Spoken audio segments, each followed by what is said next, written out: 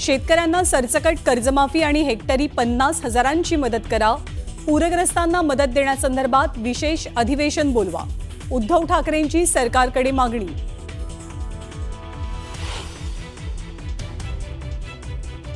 मराठवाड्यात पुन्हा पावसाचं थैमान। धाराशिव, हिंगोली, लातूर, नांदेडमध्ये जोरदार पाऊस। पूरग्रस्तांच्या अडचणी आणखी वाढल्या।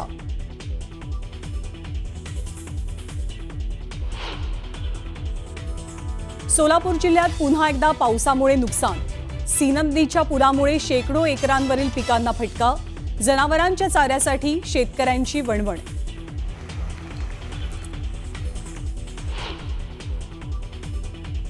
विदर्भातही पावसाचा तडाखा।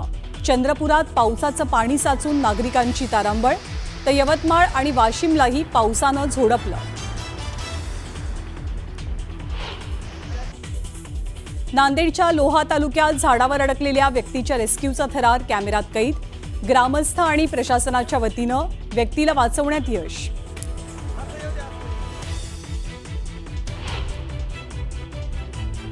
पूरग्रस्तांना वेळेवर मदत मिळत नसल्यानं कृषी मंत्र्यांनी सोलापूरच्या जिल्हाधिकाऱ्यांना झापलं। टेबलवर बसून काम करू नका म्हणत कृषी मंत्री दत्तात्रय भरणेंनी सोलापूरच्या जिल्हाधिकाऱ्यांना दिल्या सूचना। सदाभाऊ खोतांना शेतकऱ्यांचा तीव्र विरोध। पाहणी न करताच माघारी फिरण्याची वेळ। माढाच्या उंदर गावात खोतांविरोधात शेतकऱ्यांचा रोष। दीपक बोऱ्हाडेंशी मुख्यमंत्र्यांची फोनवरनं चर्चा। धनगर समाजाला एसटी आरक्षण देण्याच्या मागणीसाठी बोऱ्हाडेंचं उपोषण सोडण्याची मुख्यमंत्र्यांची विनंती। लक्ष्मण हाकेंच्या कारवर अज्ञातांकडनं हल्ला। अहिल्यानगरमध्ये अज्ञात तरुणांनी लाठ्याकाठ्यांनी हल्ला केल्याची हाकेंची माहिती। सोलापूर जिल्ह्याला सीना नदीच्या पुराने वेढा दिलाय। पुराच्या पाण्यातून अनेकांच्या घरात साप आढळून येत आहेत आणि दक्षिण सोलापूर तालुक्यातील वडकबाळ गावात साळींदर आढळून आलं। दर शुक्रवारी सर्पदंशाने सोलापुरात एका व्यक्तीचा मृत्यू होतोय आणि त्यामुळे प्रशासनाकडून नागरिकांना सतर्क राहण्याचा इशारा देण्यात आला आहे।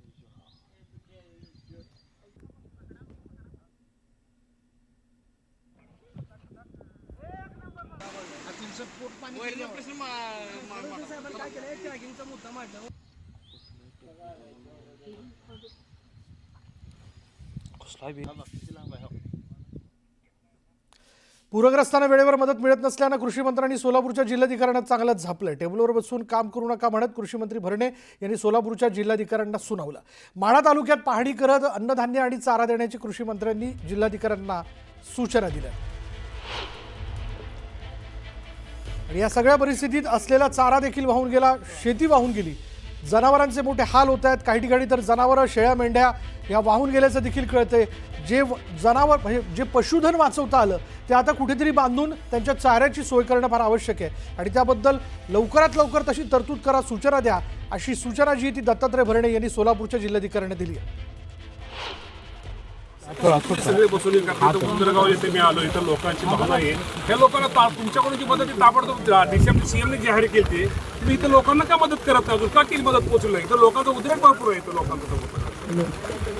नाही सर, आता तुम्ही बरं का टेबलला बसले, तुमचे प्राण कुठे आहेत? प्राण तिथे मॅडम नाही तर तहसीलदार पुढे तहसीलदार याला गेले कुठे? हा ठीक आहे, ते असू द्या, त्याचं असतील फील्डवर आता काही अडचणीच आहे। इथं चाऱ्याचा विषय ऐका ना, चाऱ्याचा विषय इथं जेवणाची सोय केलं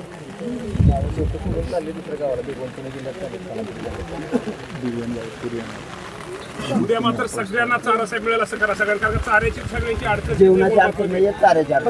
अडचण। नांदेड जिल्ह्यात आज पहाटेपासून अतिमुसळधार पाऊस सुरू आहे। सर्वाधिक पाऊस लोहा तालुक्यात झाला। लोहा तालुक्यात 121 मिलीमीटर पाऊस झालेला आहे आणि त्यामुळे नदी, नाले आणि ओढ्यांना पूर आला। वाहणाऱ्या पाण्याचा वेग अधिक असल्यानं नदी, नाले आणि ओढ्यालगतची पिकं आणि शेतातील माती वाहून गेलेली आहे आणि त्यामुळे बळीराजा हवालदिल झाला। मामा, काय परिस्थिती आहे गावातली? किती पाऊस झाला सकाळपासून? सर, आमच्या गावात हे बघा का रात्री 2:30 पासून जे पाऊस सुरू झाला, आमचे लेकरं बाळ सगळे जिकडे तिकडे सर येऊ का कसं व्हायला बघावं सर, तेव्हा का बघा सर, तेव्हा का तेव्हा बघा केवढं लाकूड गेलं, तेव्हा सगळे बैल चालले, ढोरं चाललेत, आले वाचू त्याचा विषय नाही. तर मग एवढा बिया कोणी झालं नाही होतं, आम्हाला लय बिकट तरी परिस्थिती आली हो सर. आज कमीत कमी लय झालं होतं, तुम्हाला काय सांगा बाबा, एवढं सांगता काही सोग नाही. आमच्या जिंदगीमध्ये काय एवढं सोयाबीन गेलं, कापूस गेला, भोयला पडलं सर, मला काय सांगू सर, लय लोढे आले. तुमचं वावर किती काय पेरलं? मी सोयाबीन पेरलो सर. हे बघा इथं नदीच्या कडला आहे सर, सोयाबीन होतं, हळद होती सर. वावळू येऊन सर बसली हो, सगळं सोयाबीन पेरलं, काय आलं नाही सर, सगळं आडवं पडलं, कापूस आवडा पडला सर. आता मी सुद्धा, मी बायको सुद्धा, आम्ही लढाल्यावर सर काय करू? काय अपेक्षा तुम्हाला सरकार? अपेक्षा काय सरकार, तुम्ही तर आमचे माय बापू, आता आमच्यापाशी काही उरलं नाही हो सर, काय बोलू. मग आपल्या महाराष्ट्र सरकार म्हणे आम्हाला सुद्धा 50,000 रुपये हेक्टर द्यायला पाहिजेत. कारण सर तुम्ही आता पाहू शकता सगळ्या गोष्टी सर. कारण काय सर, आमच्या परिसरात हा तिसरा महापूर आहे. कारण आमचा जेवढा ऊस होता, कापूस होता, सोयाबीन, हळद सर टोटली आमचं पूर्ण सर नष्ट नाबूद झालेलं आहे. आमचे जनावर सुद्धा वाहून गेले सर. आमचं एवढंच म्हणणं शासनानं की आम्हाला सुद्धा पंजाब सरकारसारखं, आणि जेव्हा तुम्ही कोल्हापूरला मदत दिली तशी आम्हाला पण मदतीसाठी मदत सर शासनाने द्यायला पाहिजे. तुमच्यामध्ये आम्हाला फक्त एवढं सांगायचं सर. तुम्ही मदत मागता, पण दादा म्हणतायत की पैशाचं सोंग करतायत, तिजोरीत पैसे नाही. काही करता आलं पाहिजे. लेकरूला आपल्याला जर काही पोट दुखू लागलं तर दवाखान्यात जावंच लागेल ना. तसं आज शेतकरी पूर्ण रस्त्यावर आलेला आहे. आमचे वाडवडील म्हणत गेले की इतका पूर आला, तितका पूर आला, पण आजच्या पिढीला आम्हाला उन्हाळ्यामध्ये पण पूर बघायला भेटला. आणि हे आमच्या 3 गावाचा या ठिकाणी संपर्क आहे. तर 3 नद्या आहेत माझ्या आंबेसांगी गावला. तर आजपर्यंत इतका भयानक स्वरूपाचा पूर हे आम्ही कधीच बघितला नाही. जुलै ऑगस्टमध्ये तर खूप मोठ्या प्रमाणामध्ये नुकसान झालं, पण अजूनही जो नुकसान आहे, नैसर्गिक जो संकट आहे तो सुरूच आहे. त्यामुळं शेतकऱ्यांना पंजाब सरकारनं जी मदत दिली त्याप्रमाणे मदत देण्याची मागणी इथल्या शेतकऱ्यांनी केलेली आहे. मुजीब शेख, न्यूज 18 लोकमत, आंबेसांगवी, नांदेड. दुसरीकडे धाराशिव जिल्ह्यातील कळंब तालुक्याला पावसानं जोरदार झोडपून काढले. पावसामुळे शेळका, धानोरा आणि मंगरूळ इथल्या शेत शिवारात पाणी साचलं. त्यामुळे पिकं सडून जात आहेत. याचा आढावा घेतलाय आमचे प्रतिनिधी बालाजी निरफळ यांनी. आपण बघू शकतो शेतात कशा पद्धतीने किती मोठ्या प्रवाहानं हे पाणी जात आहे. ही मंगरूळ शिवारातली परिस्थिती आहे. या अगोदर भूमपरांडा तालुक्यात ज्या पद्धतीनं नुकसान झालं होतं त्याच पद्धतीनं पाऊस आणि त्याच पद्धतीचं नुकसान या शेतात पाहायला मिळतं आहे. हे मंगरूळ शिवारातलं पाणी आहे. वरी धानोरा शिवारात वगैरे पाऊस झाला त्याच्यामुळे होतोय. बाबा तुमचं शेत आहे, किती कधीपासून पाणी चाललंय शेतात? कालपासून पाणी चालू आहे सर. रात्री कालपासून पाणी चालू आहे, रातभर बी चालू आहे, निळभर बी चालू आहे. आता काय सोयाबीन सोयाबीन सगळी खरडून गेली सगळी. उगा हे पालकमंत्र्यांनी सूचना केली म्हणून अजितदादा पाणी करायला आलेत. बरं, ठीक आहे. काय परिस्थिती सांगा मला. सध्याची अतिशय विदारक परिस्थिती, शेतकऱ्याच्या अडचणीत आहे. पण एक आमची सरकार पाणी गेले शिवारात 80% शिवार पाण्यानं गच्च भरलेला आहे. शेतकऱ्याच्या हातात काहीच राहिलेलं नाही. कुठल्या कुठल्या पिकाचं नुकसान आहे? सोयाबीनचं नुकसान झालेलं आहे, ऊसाचं नुकसान झालं आहे, बऱ्याच पिकाचं नुकसान झालेलं आहे. माझी शासनाला एकच विनंती आहे की मागील 4-5 वर्षापासून शेतकरी विविध नैसर्गिक आपत्तीला तोंड देत आहे. कधी ओला दुष्काळ आहे तर कधी कोरडा दुष्काळ आहे. तर माझी नुकसान आहे आता पूर्ण सोयाबीन पिकाचं पूर्ण नुकसान झालेलं आहे. आपण बघितलं तर शेत शिवारात सोयाबीन पिकाचं नुकसान आहे. आणि ही सगळी परिस्थिती आहे. स्थानिक नेते काही पाहणी करतायत. काय निदर्शनास आलंय, काय पालकमंत्र्याला सूचना, काय माहिती दिली पालकमंत्र्यांनी? पालकमंत्री महोदयांना सर्व गोष्टीची आम्ही या ठिकाणी सूचना म्हणजे माहिती दिलेली आहे. आणि स्पॉटवर आज बघितलं तर या गावामध्ये म्हणण्यापेक्षा पूर्ण आपल्या या कळंब तालुक्यामध्ये कुठलंच पीक आता सुरक्षित राहिलेलं नाही. वाटत होतं की ऊसाचं तरी पीक हाती लागेल, पण ऊसाच्या सुद्धा अशी अवस्था झाली की मुळासकट ऊससुद्धा बऱ्याच ठिकाणी खरडून गेला आहे. त्यामुळं पालकमंत्री महोदयांना ह्या सगळ्या गोष्टीचं मी या ठिकाणी माहिती देणार आहे. आणि प्रशासनाच्या सुद्धा तहसीलदार साहेब हे ते सगळ्यांशी माझी चर्चा झाली. आणि प्रशासनाचे सगळे तलाठी, ग्रामसेवक हे प्रत्येक गावामध्ये पोचलेले आहेत. आणि आजची ही जी परिस्थिती उद्भवली त्याची पाहणी प्रत्येक ठिकाणी चालू आहे. पालकमंत्र्यांनी पाहणी सूचना दिल्यानंतर काही त्यांचे नेते, पदाधिकारी बांधावरती दाखल झालेत.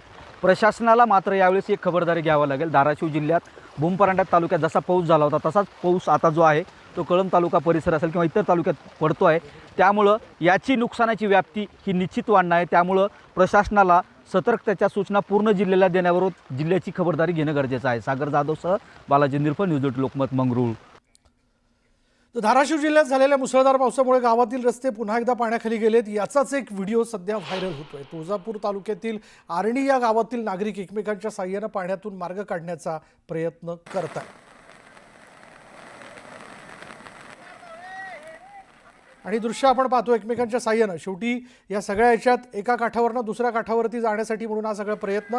धाराशिव जिल्ह्यात झालेल्या मुसळधार पावसामुळे गावातील रस्ते पुन्हा पाण्याखाली गेलेले आहेत आणि याचाच एक व्हिडिओ जो आहे तो सध्या व्हायरल होतोय. तुळजापूर तालुक्यातील आरणिया गावातील नागरिक एकमेकांच्या साह्यानं पाण्यातून मार्ग काढण्याचा हा प्रयत्न करताना दिसत आहेत. तर लातूर जिल्ह्याच्या जळकोट तालुक्यातील बेलसांगवी गावाला तिरू नदीच्या पुराचा वेढा बसलाय. ना गावातील नागरिकांना सुरक्षित स्थळी हलवण्याचं काम युद्ध पातळीवरती सुरू आहे. एनडीआरएफच्या पथकासह सैन्यालाही पाचारण करण्यात आलंय. स्थानिक बचाव पथकामार्फत नागरिकांना सुरक्षित स्थळी हलवलं जाणार आहे. अहमदपूर तालुक्यातील चिलखा गावात अडकलेल्या 3 मजुरांची एनडीआरएफच्या पथकाने सुटका केली आहे. एनडीआरएफ एसडीआरएफ यांची पथकं ठिकठिकाणी सज्ज आहेत. गावाला जो आहे तो पुराचा वेढा पडल्याचं बघायला मिळतंय. काही लोकांनी घरात पाणी घुसल्यामुळे घराच्या छतावरती जाऊन त्यांनी आधार घेतलेला आहे. या सगळ्या परिस्थितीत हेलिकॉप्टरच्या साह्याने असेल, एनडीआरएफच्या पथकाच्या मदतीने असेल, या सगळ्या नागरिकांना एका ठिकाणाहून दुसऱ्या ठिकाणी हलवण्याचं काम जे ते केलं जात आहे. त्याच्यामुळे लातूरच्या जळकोटमधली दृश्य आपण बघतोय. अधिक माहिती आपण जाणून घेणार आहोत. आमचे प्रतिनिधी शशिकांत पाटील आपल्याबरोबर आहेत. शशिकांत, काय माहिती याबद्दल? विशाल, लातूर जिल्ह्यात सगळीकडेच पावसानं अक्षरशः हाहाकार उडवलेला आहे. कालपासून जिल्ह्याला रेड अलर्ट देण्यात आला होता आणि आज सकाळी सुद्धा रेड अलर्ट होता आणि मोठ्या प्रमाणात काल रात्रीपासून लातूर जिल्ह्यात सर्वत्र धोधो आणि मुसळधार पाऊस पडलेला आहे. त्याच्यामुळे जळकोट तालुक्यातली तिरू नदी ही धोक्याच्या पातळीवर आता सध्या वाहत आहे. तिरू नदीचं पुराचं पाणी आता हे बेलसांगवी नावाच्या गावाला अक्षरशः वेढा घातलेला आहे आणि गावातल्या जवळपास 700 ते 800 नागरिकांना तिथून स्थलांतरित करण्याची प्रोसेस प्रशासनानं सुरू केलेली आहे. एनडीआरएफचे पथक असेल, सैन्याला सुद्धा पाचारण त्या ठिकाणी करण्यात येणार आहे. उदगीरचे आमदार, स्थानिक आमदार जे आहेत संजय बनसोडे, हे सुद्धा त्या ठिकाणी ठाण म्हणून उभे आहेत आणि गावातले जे नागरिक आहेत ते सुद्धा या म्हणजे आजूबाजूच्या परिसरातले जे नागरिक आहेत ते सुद्धा त्या ठिकाणी गावात या बेलसांगवी मधल्या गावातल्या नागरिकांना बाहेर काढण्यासाठी मदत करत आहेत आणि तिथं बचाव कार्य सध्या सुरू झालेलं आहे. मोठ्या प्रमाणात पावसाला सगळीकडे हाहाकार झाल्यानं त्यामुळे आपण बघतोय की बचाव कार्य हे वेगाने होणं फार आवश्यक आहे आणि तसंच धाराशिव मधल्या लातूरमधल्या या गावामध्ये केलं जाते. बेलसांगवी गावाला पाण्याने वेढा घातलेला आहे आणि एनडीआरएफचं सैन्य देखील आता मदत कार्यात उतरलं आहे.